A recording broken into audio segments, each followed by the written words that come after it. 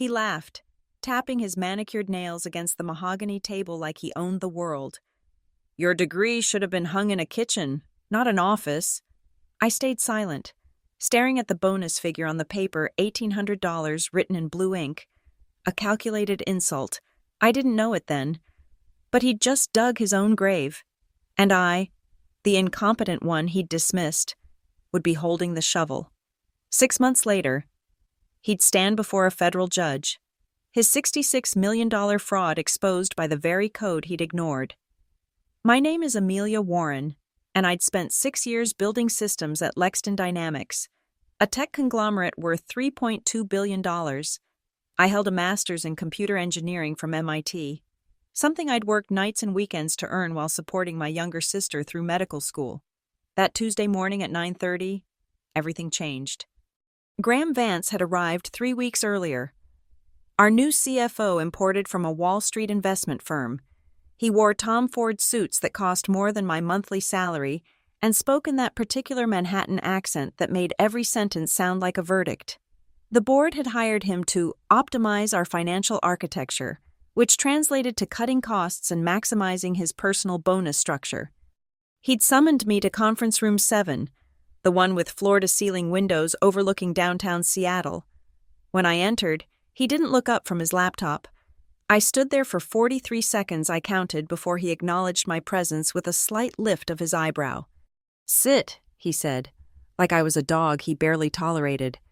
The bonus envelope sat centered on the table between us, my name typed on the front in Helvetica font. Graham finally looked up, his gray eyes scanning me with the same expression I'd seen him use when reviewing quarterly reports, cold calculation mixed with predetermined disappointment. "Open it," he commanded. My fingers trembled slightly as I tore the seal. Inside, the number stared back at me, $1,800. For context, the previous year under our old CFO. My bonus had been $22,000. My work hadn't changed. My performance reviews remained exceptional. The only variable was the man sitting across from me. "Disappointed?" Graham asked, though his smirk suggested he knew exactly how I felt. "Let me explain something about value creation. Amelia, your little database integrations, your system architectures, they're commodity work. Any fresh graduate from a state school could do what you do." I kept my face neutral, a skill I'd perfected during countless meetings with male executives who confused my silence for agreement. Graham leaned back, his chair creaking under his gym-sculpted frame. "You know what your problem is? You're stuck in old-world thinking, all that MIT education, and you're still just writing code like it's 1995. We need velocity, not perfection. We need people who understand that good enough today beats perfect tomorrow." He picked up a Mont Blanc pen, the one I'd seen him flourish during board presentations, and pointed it at me. "I'm launching something revolutionary here. Operation Quantum Leap. $66 million system transformation. We're going to show Silicon Valley how East Coast efficiency works, but I need soldiers, not scholars." The words hung in the air like smoke from a fired gun. I thought about my sister, now in her residency, who still called me crying after 36-hour shifts. I thought about my mother, who'd cleaned offices at night so I could study during the day. I thought about every professor who'd told me that education was power, that knowledge was currency. "I understand," I said quietly. Graham's laugh was sharp, brittle. "Do you? Because from where I'm sitting, you're overpaid for what you contribute. That degree on your wall, those certificates, they mean nothing if you can't deliver at the speed of business." He stood up, buttoning his jacket with practiced precision. "Maya Rhodes will be leading the technical implementation of Quantum Leap. She's 26, hungry, and understands that execution beats expertise every time. You can either get on board or get left behind." Maya Rhodes. I knew her. Sweet girl. Smart enough. But with 18 months of experience and a tendency to approve code commits without reviewing them, she'd once pushed an update that crashed our testing environment for 3 days because she'd forgotten to check dependency versions. "I'll need access to the integration framework I built," I said carefully. "The ERP system runs on proprietary code I developed." Graham waved his hand dismissively. It's company property. You'll hand over all documentation and access codes to Maya by end of day. Consider it part of your revised job description. That's when I made my decision. Not in some dramatic moment of revelation, but in the quiet space between his words and my response. He saw me as furniture, necessary but replaceable. He didn't know that I'd spent 2 years building safeguards into that system, that I'd legally documented my intellectual property rights with our legal department, that I'd written every line of critical code with a dead man's switch that required my personal authorization to modify. "Of course," I said, standing up and smoothing my skirt. "I'll prepare everything Maya needs." Graham was already checking his phone, our conversation forgotten. "Good. Oh, and Amelia. You might want to consider whether this is really the right fit for you long term. Lexton's moving fast. Not everyone can keep up." I picked up the bonus envelope, folded it once, and placed it in my pocket. "Thank you for the clarity. Graham, it's been very educational." Walking back to my desk, I passed the wall of awards and recognition plaques the company had accumulated over the years. My name appeared on 7 of them. In 6 months, Graham Vance's name would appear in federal court documents. He just didn't know it yet. That afternoon, I locked my office door and opened the system architecture I'd built over 4 years. The ERP integration framework wasn't just code, it was my masterpiece. 23,000 lines of elegant logic that kept Lexton's entire infrastructure running. Every transaction, every data point, every financial report flowed through my creation. I pulled up the legal documentation I'd filed with our intellectual property department 18 months earlier. Back then, our previous general counsel, Patricia Kemp, had advised me to protect my work. "You're creating something unique here. Amelia," she'd said. "Document everything. Trust me, you'll thank me later." Patricia had retired 6 months ago, replaced by Graham's hand-picked lawyer from his New York network, but the documents she'd helped me file remained ironclad. The critical clause was buried on page 17 of the IP agreement, section 5.4c. Any modification, deployment, or commercial utilization of the designated proprietary modules requires written authorization from the original developer. Unauthorized usage constitutes breach of internal IP protocols and may result in system instability, data corruption, and legal liability. I'd written the integration framework as a series of interdependent modules, each one containing verification protocols that checked for authorization stamps. Without my digital signature, the system would run, but it would run like a car with sugar in the gas tank, slowly, inevitably breaking down in ways that would be nearly impossible to diagnose without understanding the underlying architecture. I spent the next 3 hours documenting everything, every function, every dependency, every potential point of failure, but I wrapped it all in technical jargon so dense that even experienced developers would need weeks to untangle it. Then I added my special touch warning flags in the code comments, but written in a way that would seem like standard developer notes to anyone skimming through. Critical authorization check required before production deployment. Warning module dependencies must be verified by original architect. Note: unauthorized modifications may result in cascading system failures. At 4:45 p.m., I walked to Maya's desk with a USB drive and 3 binders of documentation. She looked up from her MacBook, her expression a mix of excitement and uncertainty. "Graham said you'd be bringing me the system files," she said, trying to project confidence.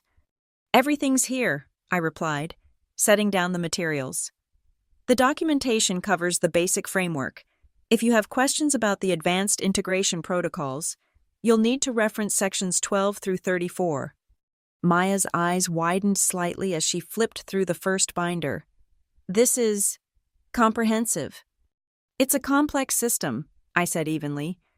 "Graham wants velocity, but you'll want to understand the dependencies before making any major changes, especially the authentication modules in Section J." She nodded eagerly, clearly not understanding the significance. "Graham says we're going to revolutionize how this company operates. Move fast and break things, right?" "That's certainly one approach," I agreed. Just remember that breaking things in production can be expensive.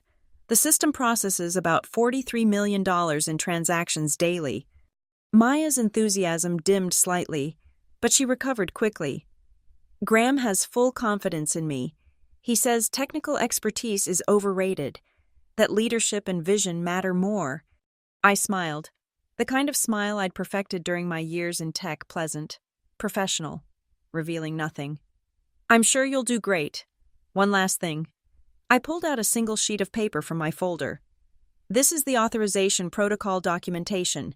Legal requires it for any major system changes. You'll want to file this with Graham's office.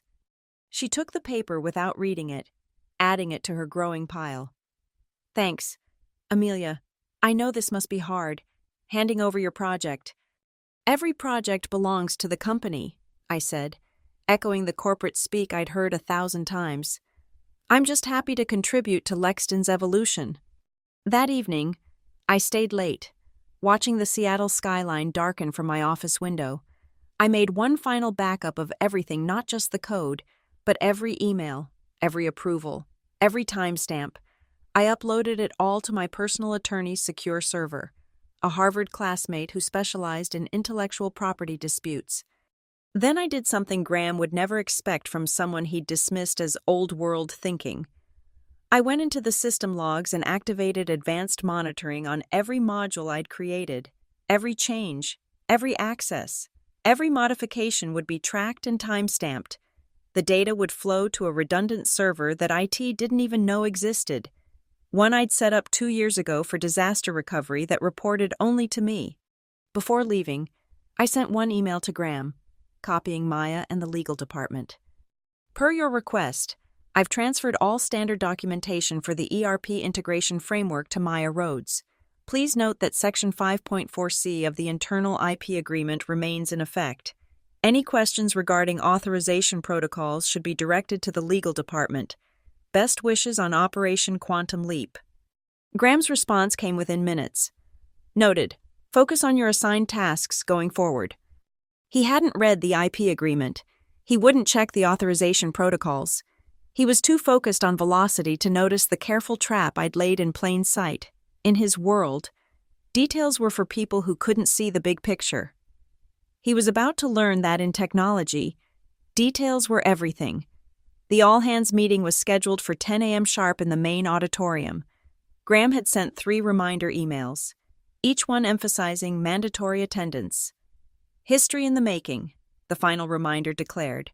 I arrived 5 minutes early and chose a seat in the back row, invisible among the 600 employees filling the space. Graham entered from the side door like a performer taking his stage. He'd worn his best suit, charcoal gray Armani, that probably cost $8,000. The presentation behind him blazed with corporate energy. Operation Quantum Leap transforming Lexton's digital DNA. Ladies and gentlemen, Graham began, his voice carrying the practiced confidence of someone who'd pitched to venture capitalists and hedge funds. Today, we stop being a technology company that moves like a dinosaur. Today, we become a velocity-driven, cloud-first, zero-latency organization that sets the standard for the entire industry. The slides flashed with buzzwords that meant everything and nothing, synergistic integration, blockchain-ready architecture, AI-powered decision matrices, quantum speed processing. Each phrase focus grouped to sound impressive while committing to nothing measurable. I want to introduce the person who will lead our technical transformation, Graham continued, gesturing to the front row. Maya Rhodes represents the future of Lexton Young, hungry, unencumbered by outdated methodologies. Maya stood up, her nervousness visible even from my position. She wore a new outfit, clearly purchased for this moment, and her hands shook slightly as she waved to the crowd. The younger employees applauded enthusiastically. The veterans exchanged knowing glances. Graham clicked to the next slide, showing a timeline that would have been aggressive for a company twice our size with unlimited resources. 6 months from today, Lexton will have completely reimagined its digital infrastructure. We're investing $66 million to build something our competitors won't even understand, let alone replicate. I noticed several board members in the front row, including Harold Morrison, the chairman who'd hired me 6 years ago. He was taking notes, nodding at Graham's promises of 40% efficiency gains and 23% cost reductions, numbers that sounded specific enough to be real but were pure fiction, pulled from the same imagination that had created Graham's reputation on Wall Street. "Now, I know some of you are thinking this is too ambitious," Graham said, his tone shifting to fake empathy. "That's old-world thinking. That's the kind of caution that kept Lexton from reaching its true potential. We're not here to iterate. We're here to revolutionize." He clicked again. The slide showed my integration framework, simplified into colorful boxes and arrows that completely misrepresented its complexity. "We're taking existing assets and supercharging them with cutting-edge deployment strategies. Maya and her team will strip away unnecessary safeguards that slow us down. We're choosing speed over bureaucracy, action over analysis paralysis." Unnecessary safeguards. He meant my authentication protocols, the data validation checks, the redundancy systems that prevented catastrophic failures. To Graham, they were speed bumps on his highway to a $2.5 million bonus. "Questions?" Graham asked, though his tone suggested he didn't expect any. A senior engineer named David Park raised his hand. "What about testing protocols system integration at this scale typically requires?" "Testing happens in production," Graham interrupted, earning nervous laughter from some of the younger staff. "That's how Facebook does it. That's how Amazon does it. We fail fast, learn faster, and succeed fastest." Next question. No one else raised their hand. Graham smiled, satisfied with the silence he'd created. "I want to be clear about something," he continued, his voice hardening. "This transformation isn't optional. You're either driving the bus or you're under it. We don't have room for people who can't match our velocity. If you're not comfortable with change, if you need your hand held, if you think your experience entitles you to resist progress, there are plenty of traditional companies hiring." The threat hung in the air. I saw several older employees shift uncomfortably. These were people with mortgages, kids in college, health insurance they couldn't afford to lose. Graham knew exactly what buttons he was pushing. But for those ready to embrace the future, his tone brightened artificially. "The rewards will be extraordinary. We're not just transforming systems, we're transforming careers." Maya started as a junior developer 18 months ago. Now she's leading a $66 million initiative. That's what happens when you choose velocity over bureaucracy. The presentation ended with a video, all swooping drone shots of the Seattle skyline and employees high-fiving in slow motion, set to electronic music that sounded like it was composed by an AI. "Lexton Dynamics Velocity is our velocity" appeared as the final frame, a tagline that made no logical sense but somehow perfectly captured Graham's leadership style.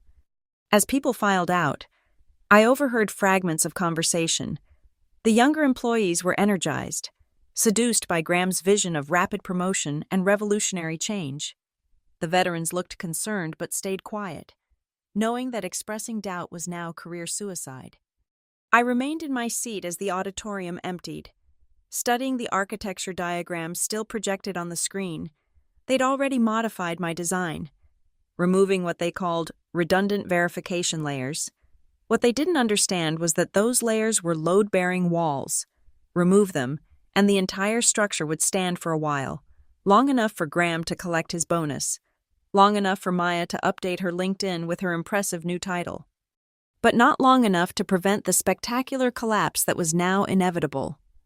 4 months into Operation Quantum Leap, the cracks began to show.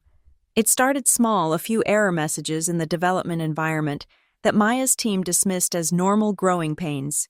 Then the testing servers began returning HTTP 503 and 504 errors with increasing frequency, service unavailable, gateway timeout, the digital equivalent of a building's foundation settling unevenly. I watched it all unfold from my monitoring system, each error meticulously logged and time-stamped. The pattern was beautiful in its predictability. They'd removed my validation layers to increase processing speed, but without those checks, corrupt data was propagating through the system like cancer cells multiplying in a body with no immune system. The first major incident happened on a Thursday at 2:17 p.m. The West Coast Financial Reporting module suddenly showed a $12 million discrepancy. Maya's team scrambled, working until 3 a.m. to fix it by manually adjusting the numbers in the database. They didn't understand they were treating symptoms, not the disease.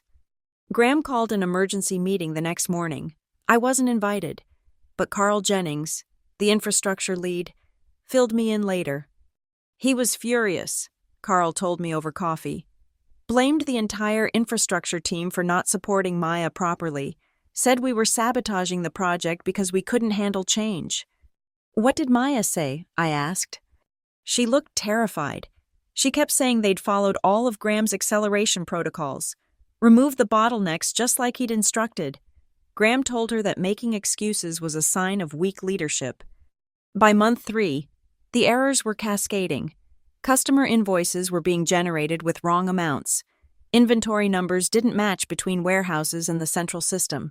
The sales team couldn't access real-time data because the synchronization services kept timing out. Graham's solution was to throw more resources at the problem. He hired a consulting firm, friends from his New York days, at $300,000 per week to optimize the transformation. They arrived in expensive suits, conducted interviews, and produced a 70-page PowerPoint that recommended increased velocity through decreased friction points. Translation: remove more safeguards, skip more testing, deploy faster. Maya was working 18-hour days, her eyes hollow with exhaustion. I found her crying in the bathroom one Tuesday afternoon. I don't understand what's happening, she said, paper towel pressed to her eyes. We're doing everything Graham says, but it keeps getting worse. I felt a pang of sympathy. She was 26, ambitious but naive, a pawn in Graham's game. Have you looked at the authorization warnings in the system logs? I asked gently. What authorization warnings? The ones that appear before each cascade failure. They all say pending author approval before the errors begin. She shook her head. Graham said to ignore legacy warnings. He said they were just outdated compliance messages from the old system. Of course he did. Graham had trained his team to dismiss any warning that might slow them down, not realizing those warnings were the system's way of screaming that it was dying. Week 16 brought the crisis to a head. 3 major clients called to complain about financial reports that showed impossible numbers, negative inventory, future-dated transactions, duplicate invoices totaling millions. The head of sales, Jennifer Walsh, confronted Graham in a meeting that the entire floor could hear through the conference room walls. You're destroying our client relationships, Jennifer shouted. Northbridge Industries is threatening to sue us for the discrepancies in their account. Then sell them on our transformation vision, Graham shot back. If they can't appreciate that we're building something revolutionary. Revolutionary, Graham. Their invoicing system shows they owe us negative $4 million. That's not revolutionary, it's incompetent. Graham's response was to accelerate the timeline. He announced that they would push the entire system to production in 2 weeks, rather than the planned 2 months. We need to show confidence, he told the executive team. Hesitation is weakness. He also started manipulating the financial reports to the board, hiding the mounting costs of fixing errors, the consultant fees, the overtime payments. He created a separate ledger that showed Operation Quantum Leap as being under budget and ahead of schedule. The real numbers, the ones that showed a project hemorrhaging money and credibility, were buried in subsidiary accounts that only someone examining the raw data would find. I documented everything, every falsified report, every hidden expense, every warning he'd ordered the team to ignore. The monitoring system I'd set up captured it all: URLs, timestamps, user IDs, even the specific SQL queries used to manipulate the data. The pending author approval messages appeared 8,437 times in those 4 months. Each one a moment where the system begged for proper authorization before executing changes that would corrupt data further downstream. Each one ignored in the name of velocity. On the last day of month 4, at 11:53 p.m., I received an automated alert from my monitoring system. Someone had attempted to delete the authorization warning logs from the backup server, the one IT didn't know existed. The attempt failed. Of course, I designed it to be immutable, but the attempt itself was logged, traced back to Graham's personal workstation. He was trying to cover his tracks. He knew the system was failing, knew the financial manipulations would eventually surface, and was preparing his escape narrative. Blame the technology, blame the team, blame anyone but himself.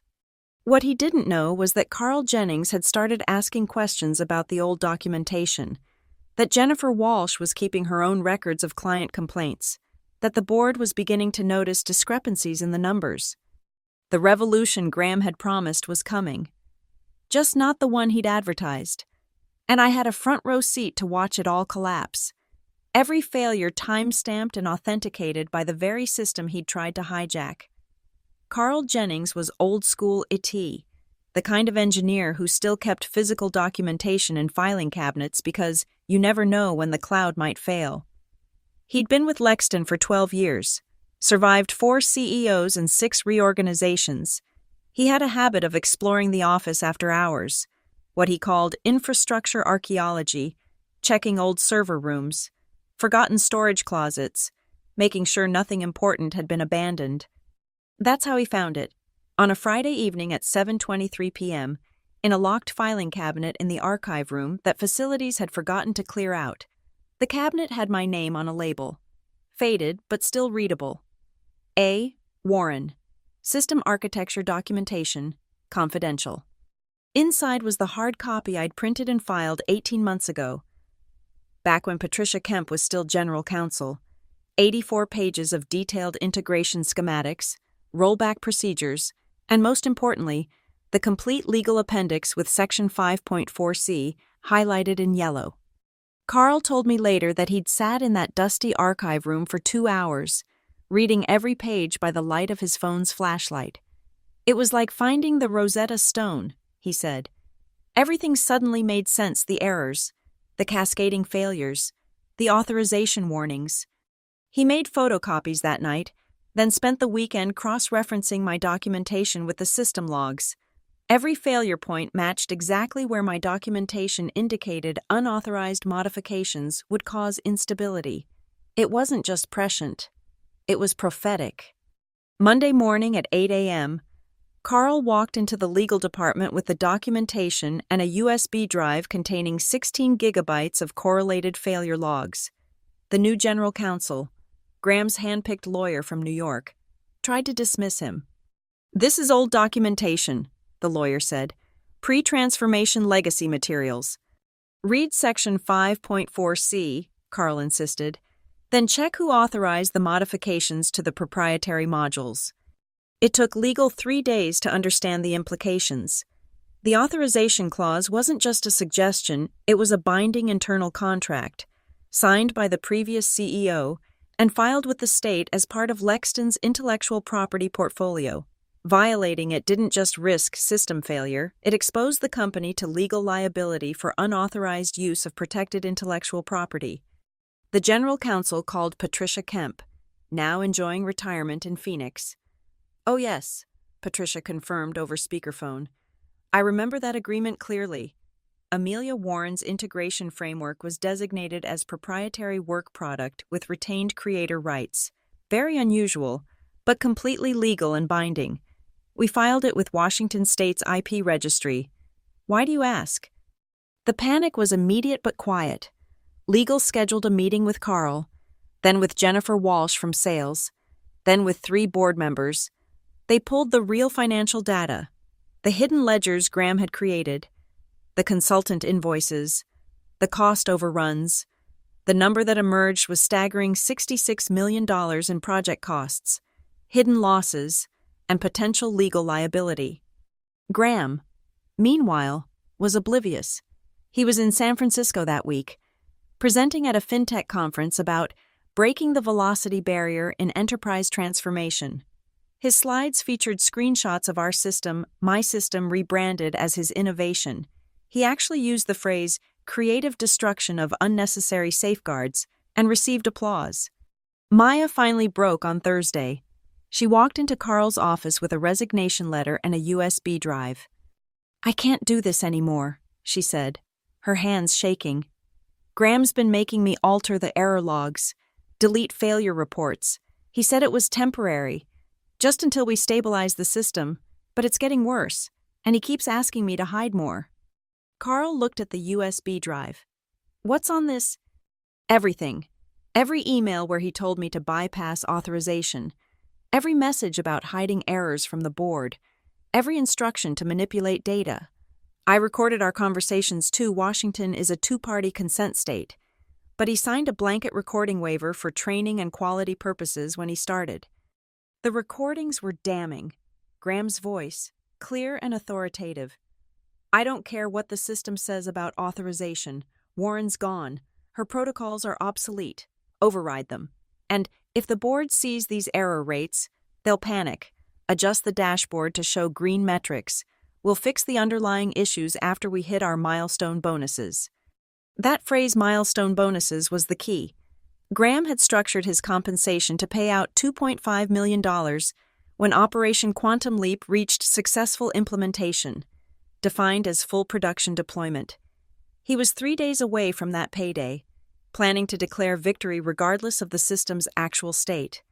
Friday morning, Carl submitted everything to the board's audit committee: the documentation, the recordings, the financial analysis showing $66 million in hidden losses and liabilities. He copied the SEC's whistleblower office, knowing that falsifying financial reports to a public company's board crossed the line from internal misconduct to federal crime. Graham was still in San Francisco, tweeting about transformational leadership and the courage to disrupt. When the board called an emergency session, he had no idea that his revolution was about to eat its own architect, that the velocity he'd worshipped was about to send him crashing into a wall of legal consequences he'd never seen coming. The irony was perfect. He'd been so focused on moving fast and breaking things that he'd never stopped to check what exactly he was breaking or who had built it in the first place. The authorization warnings he'd ignored 8,000 times weren't obstacles to his success. They were warnings of his impending destruction, each one time-stamped and logged, waiting to be presented as evidence. The emergency board meeting was scheduled for Monday at 9 a.m. Graham flew back from San Francisco on Sunday night, still unaware of the storm gathering around him. He'd sent a triumphant email to the entire company at 11:47 p.m. "Tomorrow, we make history. Quantum Leap goes fully live." Harold Morrison, the board chairman, opened the meeting with unusual formality. All 12 board members were present, either in person or via secure video link. The general counsel sat with 3 external lawyers from Preston and Associates, the firm Lexton used for serious legal matters. "Graham, before we discuss the production launch," Harold began, "we need to address some documentation that's come to our attention." Graham's smile was confident. "If this is about the minor errors in testing, my team has everything under control. Maya's been working around the clock." "It's about this," Harold interrupted, sliding a copy of the IP agreement across the table. Section 5.4c was highlighted in yellow, just as Carl had found it. Graham glanced at it dismissively. "Old documentation, pre-transformation thinking. We've moved beyond these kinds of bureaucratic—" "Did you authorize modifications to the proprietary modules without written consent from Amelia Warren?" Harold's voice was sharp. "Warren doesn't work here anymore. Her code became company property the moment she—" "That's incorrect," the lead external lawyer interjected. "Ms. Warren retained specific intellectual property rights to the integration framework. This was filed with Washington State's IP registry in January of last year. Every modification you've authorized constitutes a breach of this agreement." Graham's face flushed. "That's ridiculous. No employee can hold a company hostage with—" "Furthermore," the lawyer continued, pulling out another document, "we've reviewed the financial reports you've submitted regarding Operation Quantum Leap. The numbers don't match the actual system data." The room fell silent. Graham's confident facade cracked slightly. "There may be some discrepancies in how we've categorized certain expenses. $66 million in hidden losses. Graham, Harold said quietly. 66 million. You've been reporting the project as under budget while hiding massive overruns in subsidiary accounts. The general counsel opened a laptop and turned it toward Graham. On the screen was a log entry showing his attempt to delete authorization warnings from the backup server. Can you explain why you tried to destroy evidence at 11:53 p.m. on March 15th? Graham stood up abruptly. This is a witch hunt. You're trying to sabotage a revolutionary project because you're afraid of change. I've delivered exactly what I promised: velocity, transformation, disruption. You've delivered system failures that have cost us 3 major clients, Jennifer Walsh said from her seat at the far end of the table. Northbridge Industries filed a formal complaint with the SEC on Friday. They're claiming financial fraud due to the discrepancies in their billing. Harold pulled out a USB drive and placed it on the table. We have recordings. Graham, your own voice telling Maya to hide errors, to bypass authorization protocols, to manipulate data for the board presentations. The color drained from Graham's face. He looked at each board member, searching for an ally, finding only stern expressions and averted eyes. I want a lawyer, he said finally. That's probably wise, Harold replied. Effective immediately. You're suspended pending a full investigation. Security will escort you to collect your personal items. Your company access has been revoked. Graham's hands were shaking now, the same tremor I'd felt when he'd humiliated me 6 months ago. You can't do this. I have a contract. I'm 3 days from my milestone bonus. Your contract includes a clause about fiduciary responsibility and accurate reporting, the general counsel said. You violated both. Your bonus is forfeit, and you may be personally liable for damages. 2 security guards entered the room. Graham looked at them, then back at the board. This is Warren's doing, isn't it? She sabotaged the system? Ms. Warren documented everything properly and legally, Harold said coldly. You chose to ignore those safeguards. You chose to hide the failures. You chose to falsify reports. The only sabotage here was self-inflicted. As security led Graham out, Harold turned to the remaining executives. We need to discuss damage control. Carl, can you work with the original documentation to stabilize the system? Carl nodded. With Amelia's documentation and the rollback procedures she outlined, we can restore stability within 6 weeks, but we'll need her authorization to properly implement the fixes. Then get it, Harold said. Whatever it takes. Ms. Warren built something we didn't properly value. Graham's gone, but the damage he caused remains. We need her expertise. The meeting continued for another hour, dissecting the full scope of Graham's deceptions, the consultant fees to his friends, the falsified metrics, the bonuses he'd already paid himself based on fabricated milestones. Each revelation added another potential criminal charge to the list the SEC would investigate.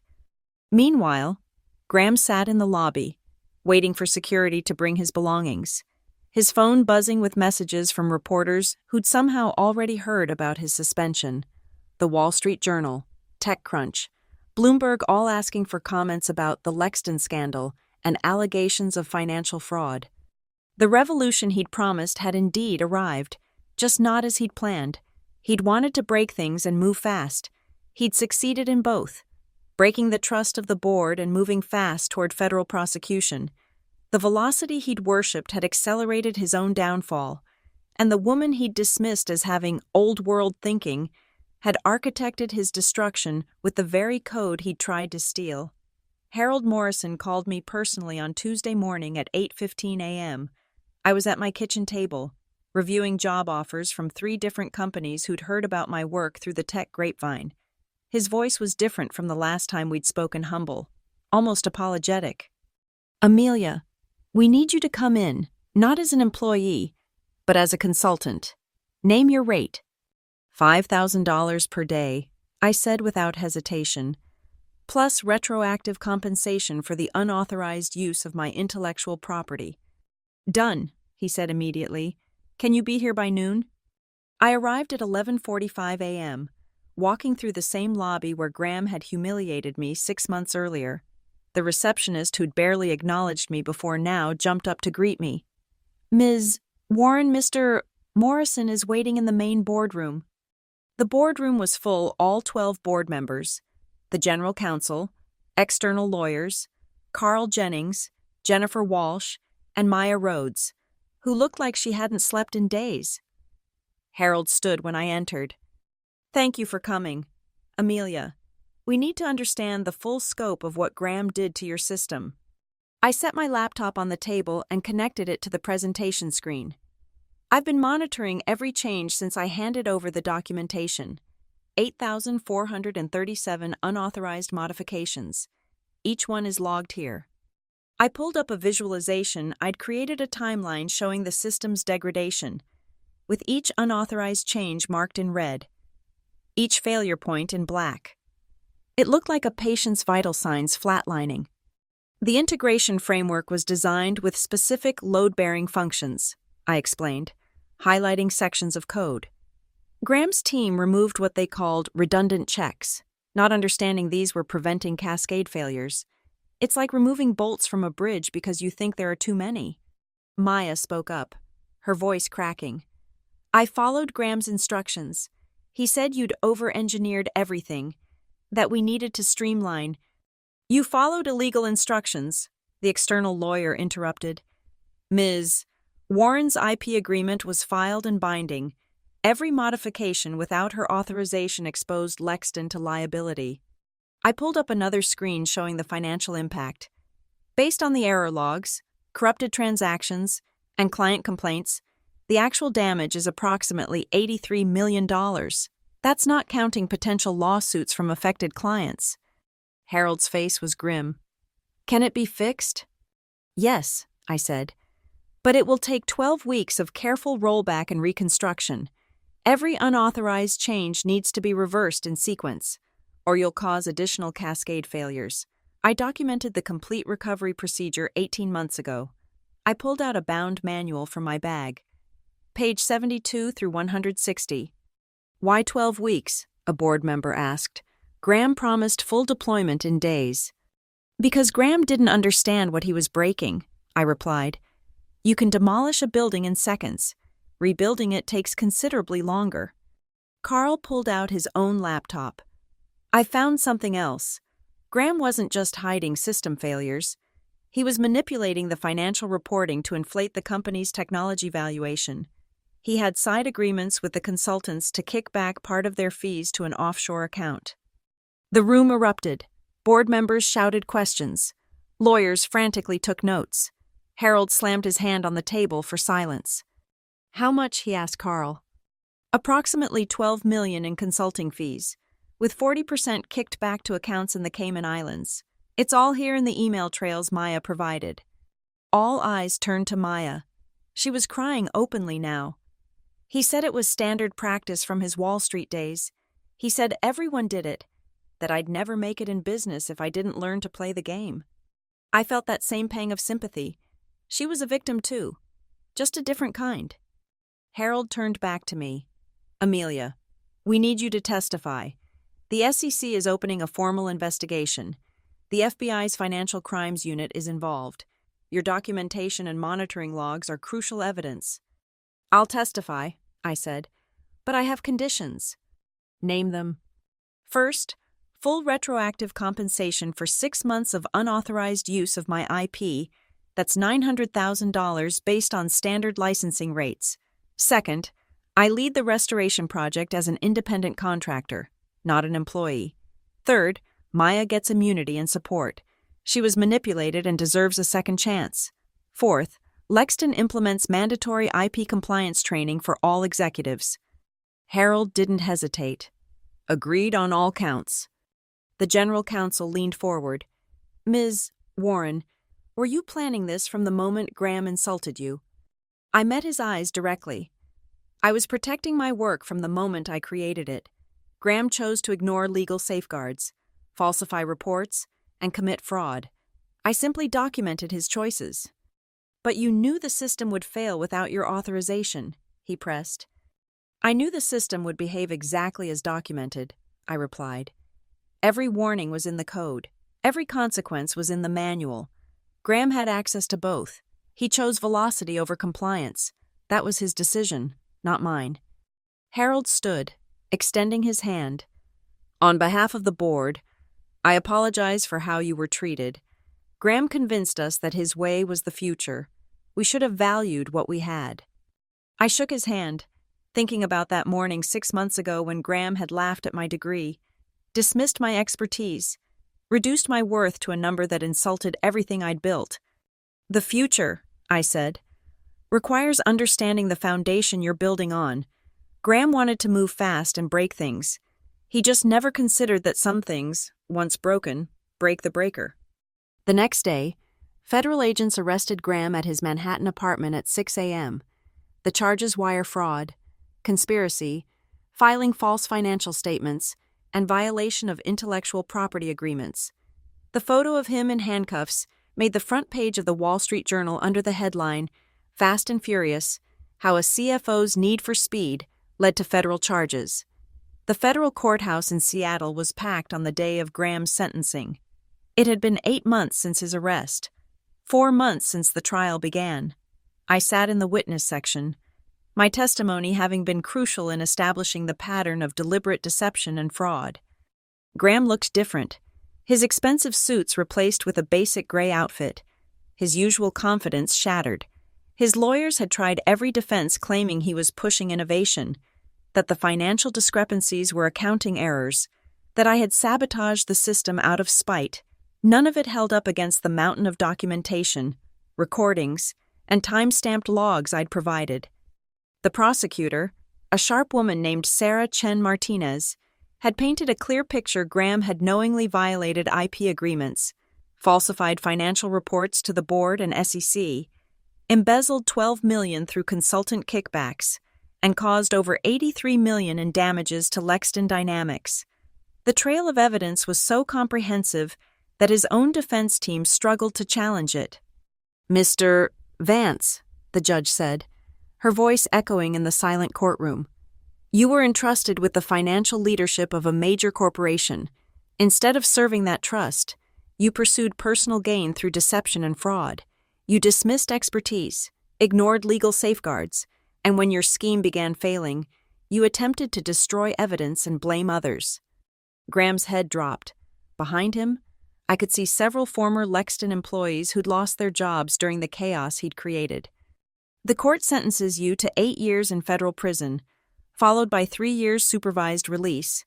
You are ordered to pay restitution of $12 million to Lexington Dynamics and are permanently barred from serving as an officer in any public company." The gavel came down with finality. As federal marshals prepared to lead Graham away, he turned and looked directly at me. For a moment, our eyes met. I saw no remorse, only the bitter recognition that the person he'd dismissed as irrelevant had been the architect of his downfall. Outside the courthouse, reporters surrounded me. "Ms. Warren, how does it feel to have brought down one of Wall Street's rising stars?" "I didn't bring him down," I said clearly. "He brought himself down. I just documented the fall." Carl Jennings was waiting by my car, a smile on his weathered face. "The board approved your full restoration plan. 12 weeks. Your terms, your timeline." "And Maya?" I asked. "She's enrolled in an ethics and compliance program, fully paid by Lexington. She'll be starting fresh in our Denver office once she completes it. She wanted me to thank you for advocating for her." That afternoon, I returned to Lexington one final time as a consultant. The building felt different, humbler, more cautious. The break room walls no longer displayed Graham's "Velocity is our velocity" posters. Instead, someone had put up a simple sign, "Measure twice, code once." Harold Morrison met me in what had been Graham's office. "We're implementing all your recommendations," he said. "Mandatory IP compliance training, ethical leadership workshops, and a new position, Chief Ethics Officer, reporting directly to the board." "Good," I said, setting up my laptop to begin the system restoration. "Though you might want to add one more policy." "What's that?" "When someone builds something critical to your company's infrastructure, maybe don't let their replacement mock their education and reduce their worth to an insulting bonus check." Harold winced. "That's fair. Painfully fair." The restoration took exactly 12 weeks, just as I'd predicted. Every rollback carefully sequenced, every authorization properly documented. The system that emerged was stronger than before, not because it was faster, but because it was built on a foundation of respect for expertise and compliance with agreements. On my last day, I stood in the same conference room where Graham had humiliated me 13 months earlier. The $1,800 bonus check was framed on my home office wall, not cashed, but kept as a reminder. Below it hung my MIT diploma, the one Graham said should have been hung in a kitchen. Next to those hung a new addition, a check for $900,000 from Lexington Dynamics, marked IP license settlement, and beside it, a printed email from the Department of Justice thanking me for my meticulous documentation and unwavering commitment to corporate accountability. Graham had been right about one thing: velocity does matter in business. He just never understood that when you're traveling at high speed in the wrong direction, guided by arrogance instead of wisdom, the crash is inevitable, and sometimes, the person you dismiss as moving too slowly is actually standing still on solid ground, watching you race toward a cliff of your own making, with every step documented, time-stamped, and ready to be presented as evidence. The last I heard, Graham was teaching business ethics to other inmates at the Federal Correctional Facility, an ironic end for someone who'd believed ethics were just speed bumps on the highway to success. As for me, I started my own consulting firm specializing in IP protection and system architecture. My first client, a Fortune 500 company whose new CFO had heard about what happened at Lexington and wanted to make sure they were doing things the right way, not just the fast way. Sometimes, the best revenge isn't about destroying someone who wronged you, it's about protecting what you've built and letting their own choices become the weapons of their destruction. Graham wanted to move fast and break things. In the end, the only thing he broke was himself. Thank you for listening to this story of corporate justice. I'd love to know where you're tuning in from. Drop a comment below and let's connect. If this tale of patience and vindication resonated with you, please subscribe to the channel and share your thoughts. Have you ever witnessed karma in the workplace? Let me know your story in the comments.